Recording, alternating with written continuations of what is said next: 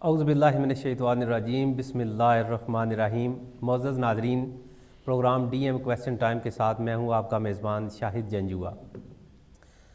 آج کے پروگرام سے قبل آتے ہوئے مجھے رستے میں اور اس سے پہلے سوشل میڈیا کے ذریعے بہت ساری کال موصول ہوئیں۔ عوام اور تارکین وطن پاکستان کے حالات سے بہت زیادہ فکر مند ہیں اور وہ جاننا چاہتے ہیں کہ وہاں پر کیا ہو رہا ہے۔ آزادی صحافت، جمہوری حق اور آزادی کا قومی سلامتی، ملکی مفاد، مذہبی عقائد اور اخلاقیات کا آپس میں کیا تعلق ہے؟ ناظرین، بدقسمتی سے ہمارا معاشرہ جھوٹ اور دغا بازی پر مبنی ہے۔ یہ اس سینس میں کہ اخلاقی قدریں محو ہو گئی ہیں، ہمارے اندر اچھے اور برے کی تمیز ختم ہوتی جا رہی ہے اور ہم کسی کا انتخاب کرتے ہوئے نہیں دیکھتے کہ وہ شخص یا وہ لیڈر دیانتدار ہے یا وہ اس کی صلاحیت کہاں پہ ہے۔ ہم تعلقات کی بنیاد پر، خاندانی تعلقات کی بنیاد پر اور محض 2-4 اور علاقے کے مفادات کی بنیاد پر کسی کو منتخب کر کے اپنا سربراہ منتخب کر لیتے ہیں اور پھر اگلے 4 سال روتے رہتے ہیں۔ ہمارے پڑوسی ملک بھارت میں اگر آپ جھانک کے دیکھیں، ایک وہ شخص جس کے اوپر ہزاروں لاکھوں مسلمانوں کے قتل عام کا ایک الزام تھا کہ اس نے وزیر اعلیٰ ہو کے اپنے صوبہ گجرات کے اندر ہاتھ پہ ہاتھ دھرے بیٹھا رہا اور اس نے مسلمانوں کے قتل عام کو رکوانے کے لیے کوئی کردار ادا نہیں کیا، اور پھر اس کے اوپر اسے شرمندگی بھی نہیں۔ وہ ببانگ دھل کہتا ہے کہ اگر فیوچر میں بھی ایسا ہو تو اس کا کردار ویسے کا ویسا ہی رہے گا۔ دیکھنا یہ ہے کہ بھارتی عوام نے ایک ایسے متشدد ہندو کو کیوں اپنا وزیر اعظم منتخب کیا؟ اس لیے کہ وہ گجرات اور وہ بھارت جس کے اندر توانائی کا بحران تھا، وزیر اعلیٰ نریندر مودی نے یہ کام کیا کہ اس گجرات کے اندر صنعتوں کو فروغ دیا اور توانائی کے ایک پروجیکٹ کا اعلان کیا اور 18 ماہ کے اندر اس پروجیکٹ کو پایۂ تکمیل تک پہنچا کر گجرات کو ایک مثالی صوبہ اور ریاست بنا دی۔ اور پھر بھارت کی سب سے بڑی کار کمپنی ٹاٹا نے وہاں پہ پلانٹ لگائے اور انہوں نے اتنی سرمایہ کاری کی کہ وہاں پہ لوگ دیکھتے رہے کہ کون بے روزگار ملے گا، لیکن بے روزگاری ختم ہو کے رہ گئی اور ایسا شخص بھارت کا وزیر اعظم بن چکا ہے۔ اب ہم نے یہ دیکھنا ہے کہ ہمارے وزیر اعظم نے بھی منتخب ہونے سے پہلے قوم سے کچھ وعدے کیے، اور وہ وعدے کیا تھے، اور جب ان کی تکمیل کا وقت آیا تو وزیر اعظم نے پوری عوام کو اور 18 کروڑ عوام کو جھنڈی دکھا دی۔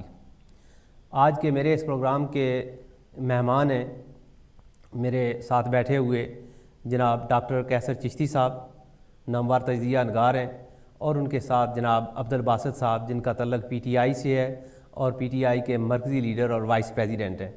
آپ دونوں کو اس پروگرام میں بطور مہمان شامل ہونے پر خوش آمدید۔ تھینک یو، بہت شکریہ۔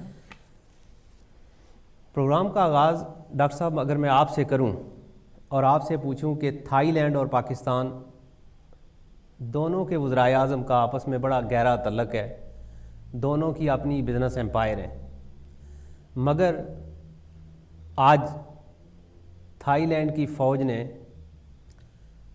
150 کرپٹ سیاستدانوں کے نزدیک شکنجہ کسا اور انہیں ملک سے جانے کی اجازت نہیں ہے جب تک کہ وہ قوم کے لوٹی ہوئی پائی کا حساب نہ دے لیں۔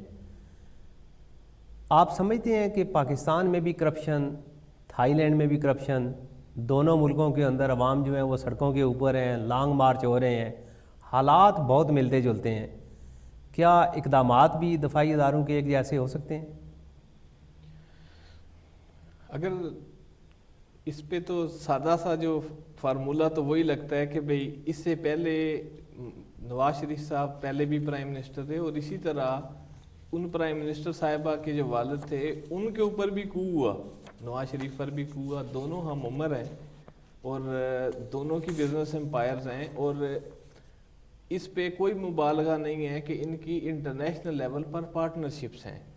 کہ بہت سارے پروجیکٹ جب وہ پاکستان گئیں اور ایک کو 20 کے قریب جو ہے وہ ایک بہت بڑی فوج کے ساتھ وزراء کے ساتھ وہاں پر گئیں, بہت سارے جو معاہدے ہوئے جس پہ ساورن گارنٹیز دونوں ممالک کے اندر دی گئی کہ یہ اپنا پیسہ تھائی لینڈ میں انویسٹ کریں گے اور تھائی لینڈ اپنا پیسہ یہاں انویسٹ کرے گا. اسی طرح لنڈن کے اندر دونوں کی تقریباً 3 ملین پاؤنڈ کی جو ہے یہاں پر انویسٹمنٹ ہے, اور یہ قدر بھی دونوں میں مشترک ہے. اور اس حوالے سے جو نئی چیزیں آ رہی ہیں کہ آسٹریلیا اور نیوزی لینڈ کے اندر ان دونوں کی پرسنل پارٹنرشپ ہے, چونکہ یہاں پر ایک ویسٹرن کیپٹلزم کا ایک رول ہے کہ وہ جب کمپنی ہے تو کمپنی کے نام پر ہیں, اور کمپنی میں شیئر ہولڈر جو ہیں وہ ڈاکٹر صاحب وہاں آپ کو پتہ ہے کہ جہاں فوج نے مارشل لا لگایا ہے, اور مارشل لا اس وجہ سے لگا کہ پوری قوم سڑکوں پہ تھی, احتجاج ہو رہا تھا. پاکستان میں بھی لانگ مارچ ہوا ہے, احتجاج ہوا ہے, پی ٹی آئی کے دھرنے ہو رہے ہیں, الیکشن میں دھاندلی ہوئی ہے اور مطالبات ہیں.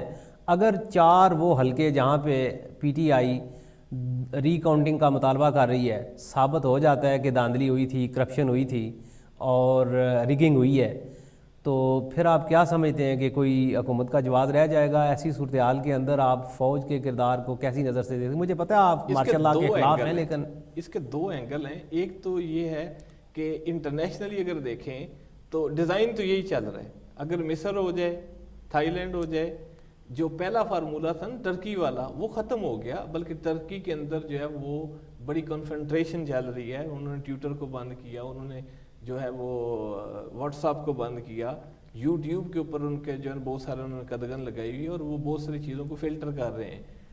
جبکہ اس وقت جو ڈیزائن چل رہا ہے انٹرنیشنلی وہ یہی چل رہا ہے جو تھائی لینڈ والا ہے. یہ انٹرنیشنل فارمولہ ہے.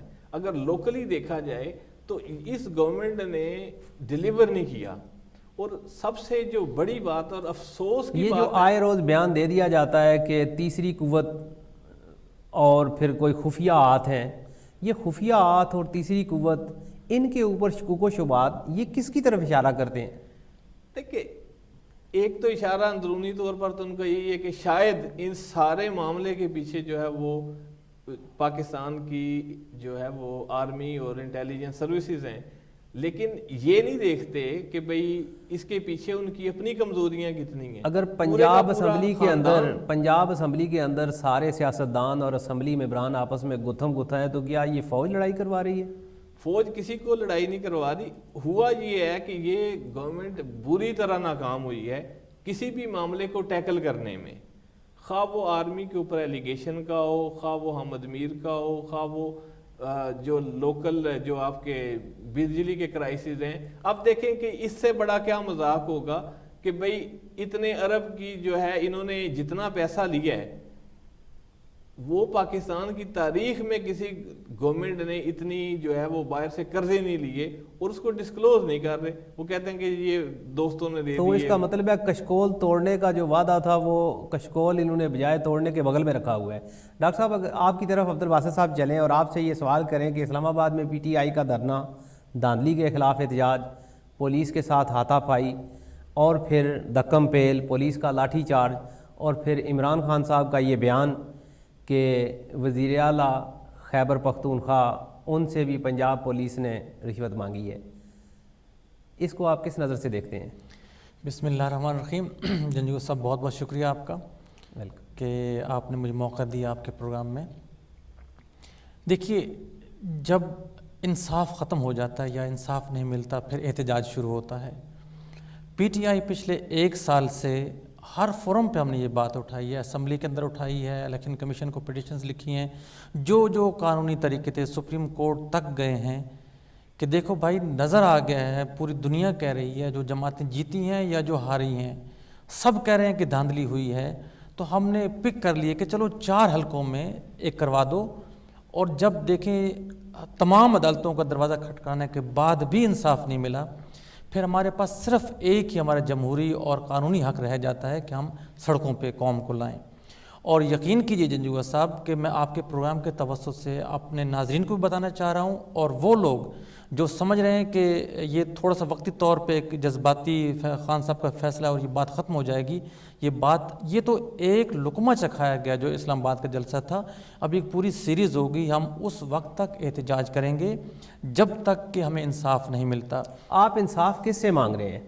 انصاف آپ الیکشن کمیشن سے مانگ رہے ہیں، عدالت سے مانگ رہے ہیں، عوام سے مانگ رہے ہیں؟ اگر آپ انصاف حکومت سے مانگ رہے ہیں تو آپ کا احتجاج اسمبلی کے اندر کیوں نہیں ہے؟ اسمبلی کے اندر بھی بات کی ہے. جب اسمبلی کے اندر بات ہماری نہیں سنی گئی تو پھر ہم نے دیکھیں جو بھی پی ٹی آئی کے لوگ اسمبلی میں پہنچے ہیں ایک نعرے کی بنیاد پہ آئے تھے کہ ہم اس ملک میں انصاف لے کے آئیں گے. اور عوام کا اتنا بڑا، قوم کا اتنا بڑا مینڈیٹ جب چوری ہوتا ہے یا کیا جاتا ہے تو اس کے لیے کیا ہم احتجاج بھی نہ کریں؟ قوم کو بتائیں تو صحیح کہ آپ کے ساتھ یہ ہاتھ ہوا ہے، ہم نے یہ طریقے استعمال کیے ہیں، وہ کامیاب نہیں ہوئے، اور اب ہم اس کو احتجاج کریں گے. اور احتجاج ہر جمہوری معاشرے میں یہ لازمی حصہ ہوتا ہے، اور احتجاج کے ذریعے ہی ہم گورنمنٹ کو پریشرائز کریں گے. آپ نے دیکھا کہ جلسے کے بعد سے الیکشن کمیشن میں تھوڑی سی ہل جل شروع ہوئی ہے، اور وہ امید ہے کہ اب کچھ نہ کچھ اس پہ ایکشن لیں گے. آپ سمجھتے ہیں کہ حکومت اس بات کی عادی ہو گئی ہے کہ کوئی بھی مطالبہ جب تک عوام سڑکوں پہ نہ نکلے، دھرنے کے لیے نہ نکلے، اس وقت تک وہ سننے کے لیے تیار نہیں ہے؟ جی، حکومت تو جیسے ڈاکٹر صاحب نے فرمایا کہ نااہلی کی انتہا ہے. یہ ایک مخصوص کلچر کے لوگ اکٹھے ہو جاتے ہیں، ایک دفعہ وہ باری اپنی کر لیتے ہیں، دوسرے ان کو موقع دیتے ہیں. اخباری بیانات وہ داغ دیتے ہیں لیکن عملاً کوئی کام نہیں کرتے. پھر وہ ٹولہ چلا جاتا ہے صوبے میں اور مرکز میں دوسرا ٹولہ آ جاتا ہے.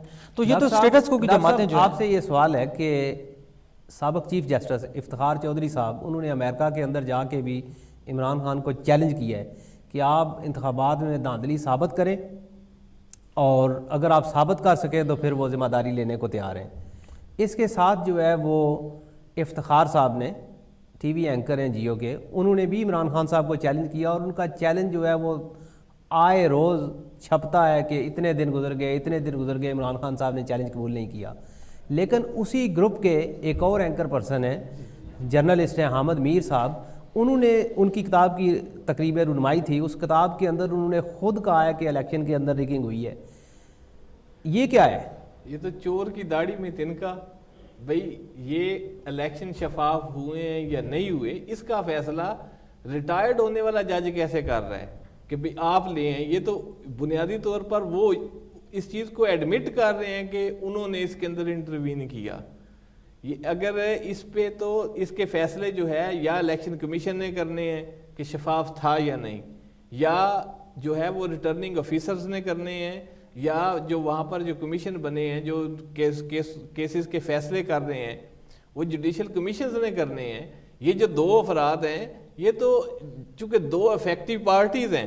اگلی بات یہ ہے کہ اسی افتخار چودھری نے کہا تھا کہ جج نہیں بولتے، بلکہ اس نے کیا کہا، ایک مسلمہ چیز ہے کہ جج نہیں بولتے، ان کے فیصلے بولتے ہیں.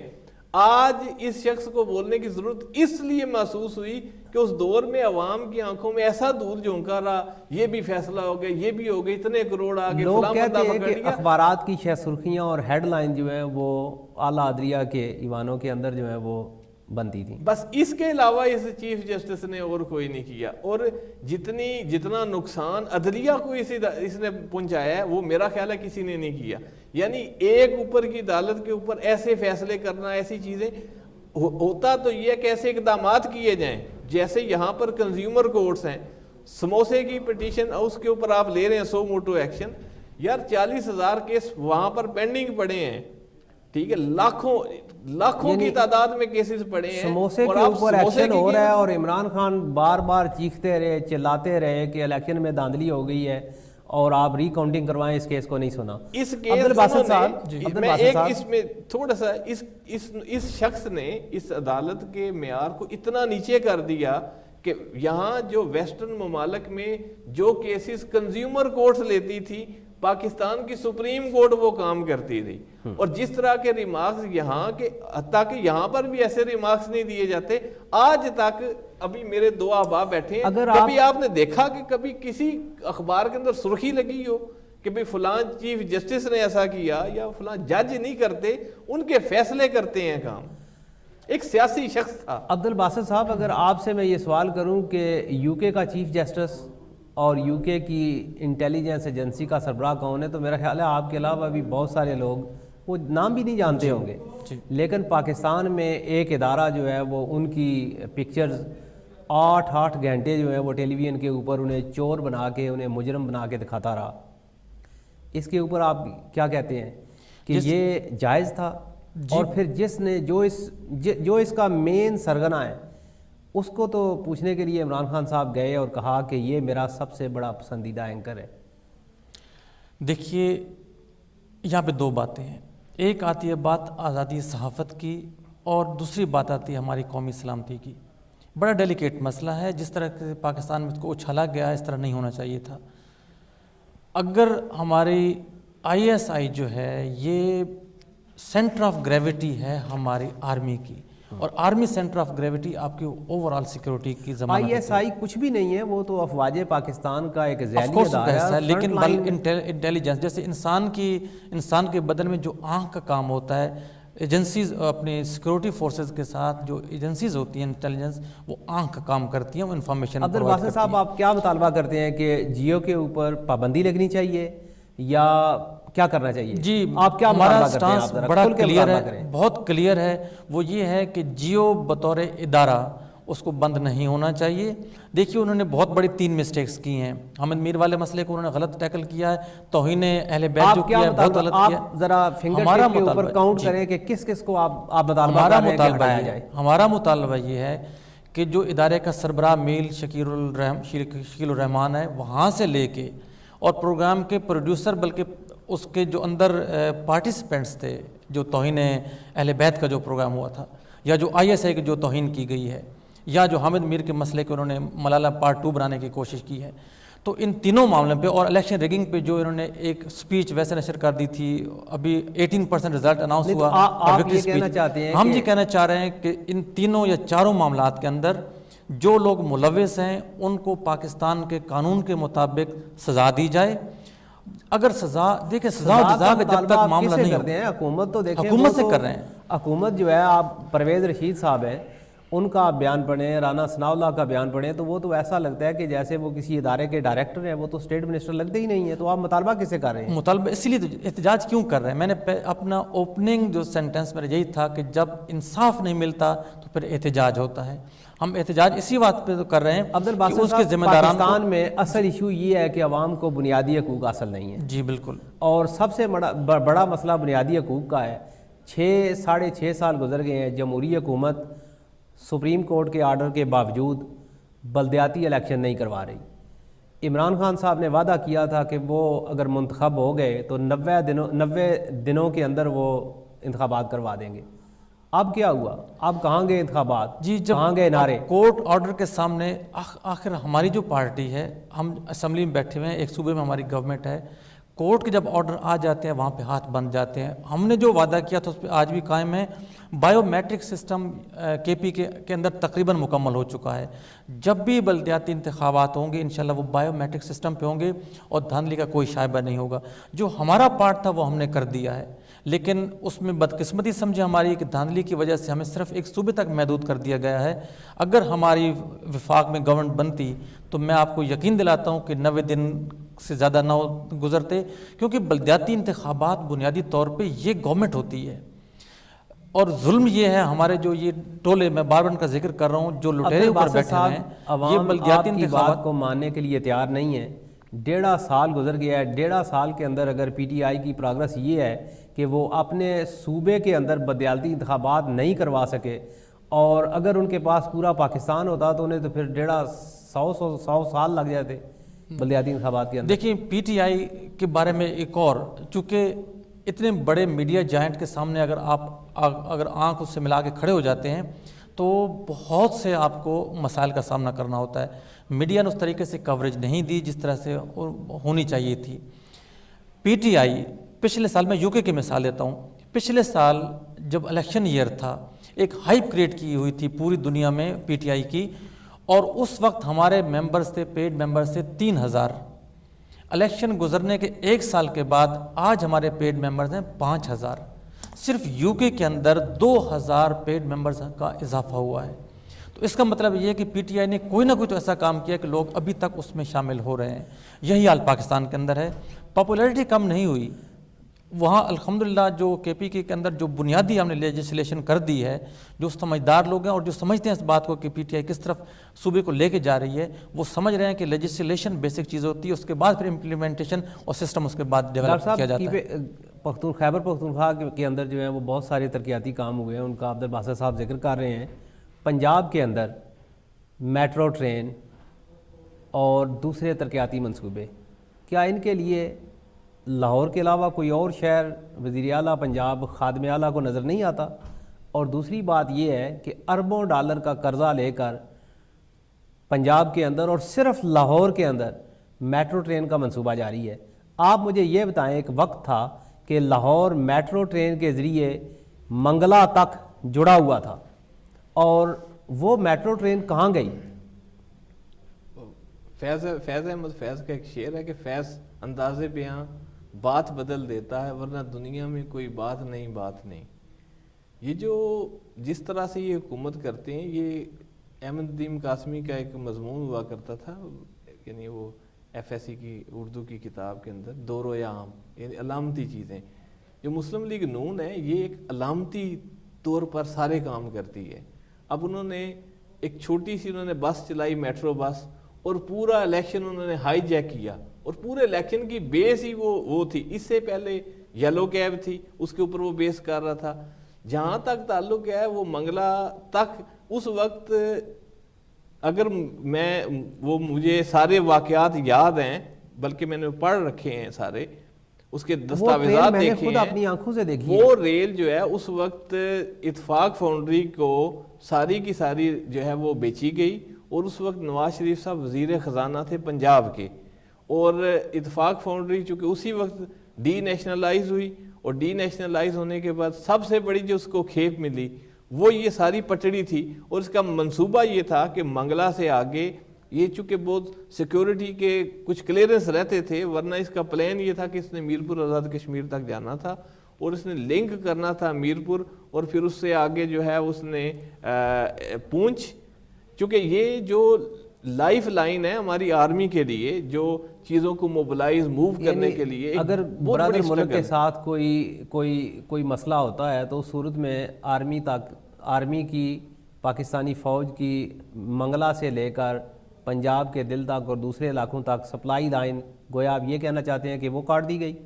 بالکل کاٹ دی گئی. لیکن آپ یہ بھی تو دیکھیں نا کہ اتفاق فاؤنڈری نے اگر وہ ساری ریل کی پٹڑی خریدی تو اس سے یہ ہوا کہ پنجاب کے لوگوں کو ملازمتیں بھی تو ملی ہیں نا. ہاں, اب وہ ملازمتیں جو ہیں وہ سعودی عرب شفٹ ہو گئی ہیں, کیونکہ وہ اتفاق فاؤنڈری تو وہاں چلی گئی ہے.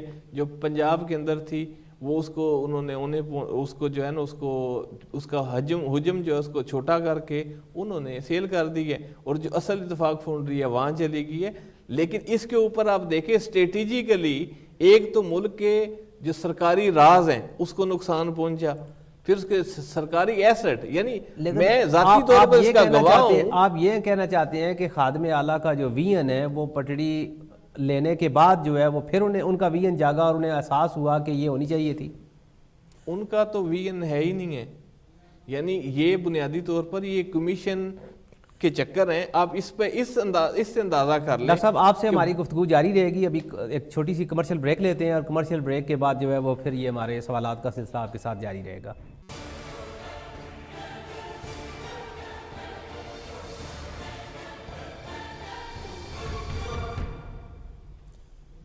وقفے کے بعد ڈاکٹر صاحب گفتگو کا سلسلہ آپ سے شروع کرتے ہیں, لیکن ہمارے ساتھ ایک کالر ہیں, دیکھتے ہیں کہ کون اور کہاں سے کال آ رہی ہے. ہیلو, السلام علیکم. وعلیکم السلام ورحمۃ اللہ, ویلکم. میری طرف سے آپ کے دونوں مہمان کی خدمت میں بھی السلام علیکم ورحمۃ اللہ. سراج الدین مغل بول رہا ہوں جی, نوٹنگم سے. ویلکم جی سراج الدین صاحب, فرمائیے. جی میں آپ کی اور آپ کے دونوں مہمانوں کی بات چیت سن رہا تھا, اور یقیناً آپ یقین کیجئے کہ بہت ہی مایوسی ہوئی. دیکھیں, یہ جو پاکستان میں جو کچھ ہو رہا ہے یا جو کچھ کیا جا رہا ہے, یہ کروایا جا رہا ہے. آپ کے مہمان نے، میں بڑی مختصر سی بات کروں گا، آپ کے مہمان نے کہا کہ یہ حکومت کے بعد ہماری کال ڈسکنیکٹ ہو گئی ہے آپ کی. آپ نیکسٹ کالر جو ہے ہمارے ساتھ ہیں ٹیلی فون پہ. ہیلو، السلام علیکم. وعلیکم السلام. سر میں نے ابھی دیکھ رہا تھا کافی دنوں سے یہ مسئلہ چل بھی رہا ہے. میں بچوں کے حوالے سے بات کرنی ہے کہ ان تمام باتوں کا جو آنے والے ہماری جنریشن ہے اس کے اوپر کیا اثر ہوگا. مین ایشو یہ ہے کہ طریقہ کار دیکھنا ہے ہم نے. ٹھیک ہے، توہین اہل بیت یا توہین رسالت کے حساب سے طریقہ کار کیا ہوا ہے. آپ نے بھی نوٹ کیا ہوگا یہ آر کے اوپر ہوا یوں ہے. دیکھیں طریقہ کار تو ہم نے نہیں، یہ تو عدالتوں نے طے کرنے ہیں. توہین رسالت اگر ایک ایشو ہے تو وہ تو معاملہ اللہ اور اس کے رسول نے کتاب و سنت میں طے کر دی ہے.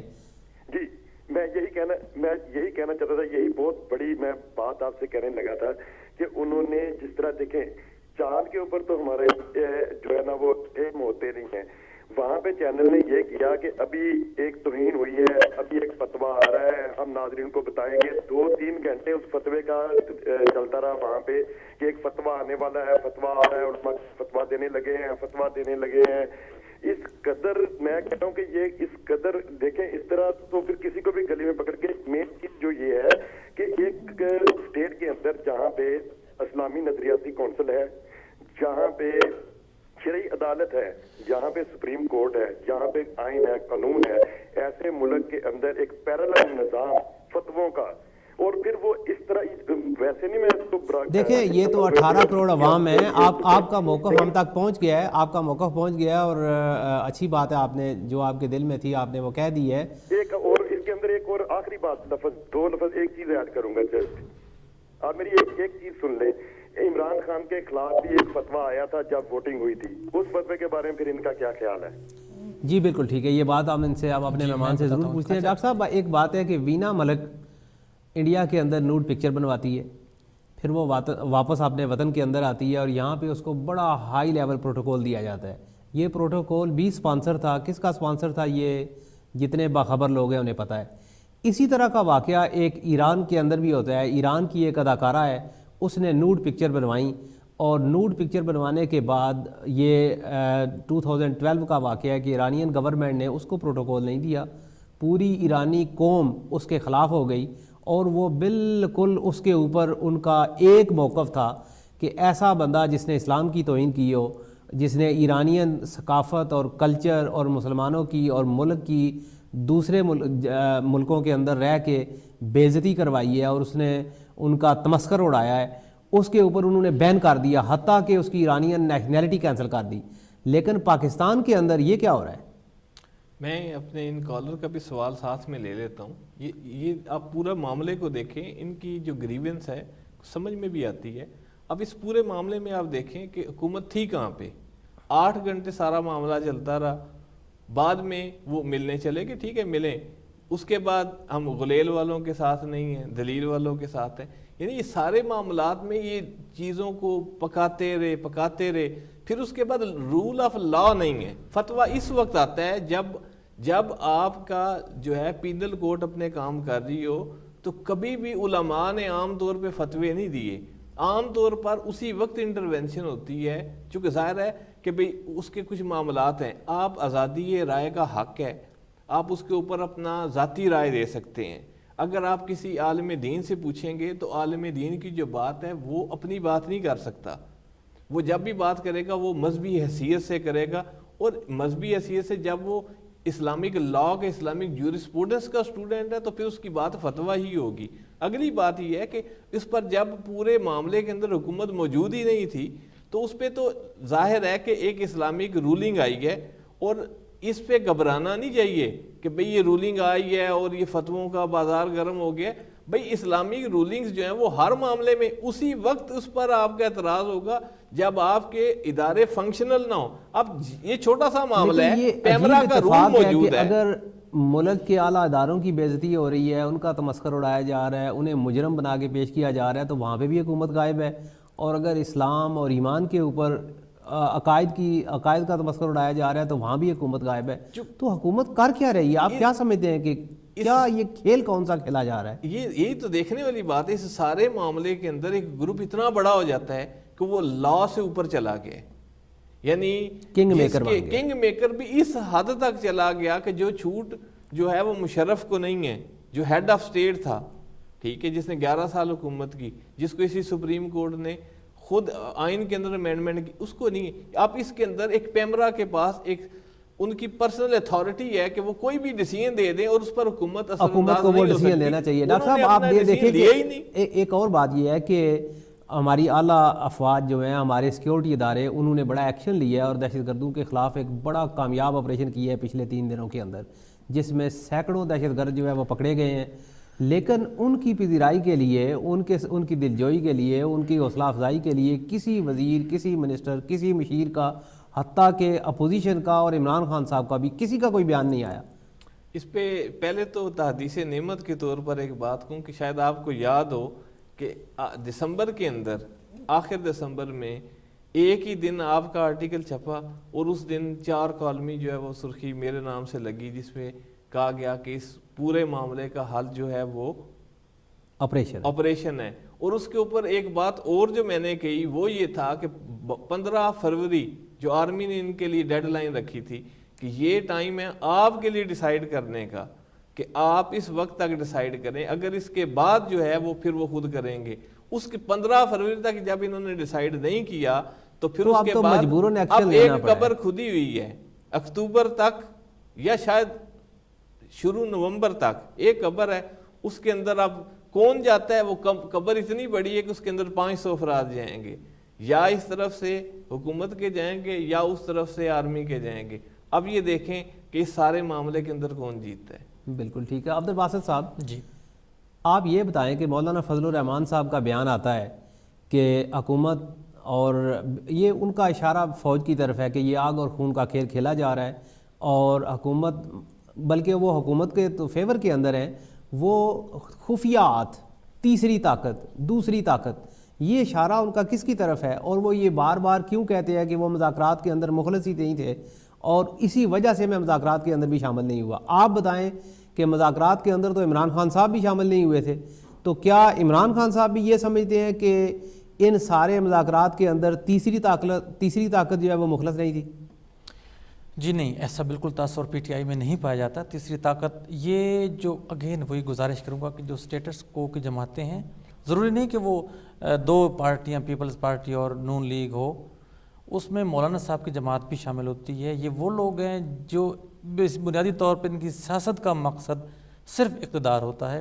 تو ان کے بیانات آپ اگر دیکھیں گے, جب کبھی بھی ان کی نااہلی سامنے آتی ہے تو یہ اشارہ کرتے ہیں جی تیسری قوت کرا رہی ہے. جیسا آپ نے پہلے ذکر کیا تھا کہ اسمبلی کے اندر لڑائی ہو رہی ہے تو کیا تیسری قوت آ کے وہ لڑائی کروا رہی ہے؟ بنیادی طور پہ اپنی نااہلی چھپانے کے لیے فوراً کہتے ہیں کہ جناب یہ خفیہ ہاتھ ہے, یہ نادیدہ قوتیں ہیں, یہ اسٹیبلشمنٹ کا کام ہے. یہ صرف سیاستدان اپنی نااہلی چھپاتے ہیں. جہاں تک پی ٹی آئی کا تعلق ہے, شروع دن سے ہمارے ہی بنیادی طور پہ, کیا آپ سمجھتے ہیں کہ پاکستان میں جمہوریت کو واقعتاً کوئی خطرہ ہے؟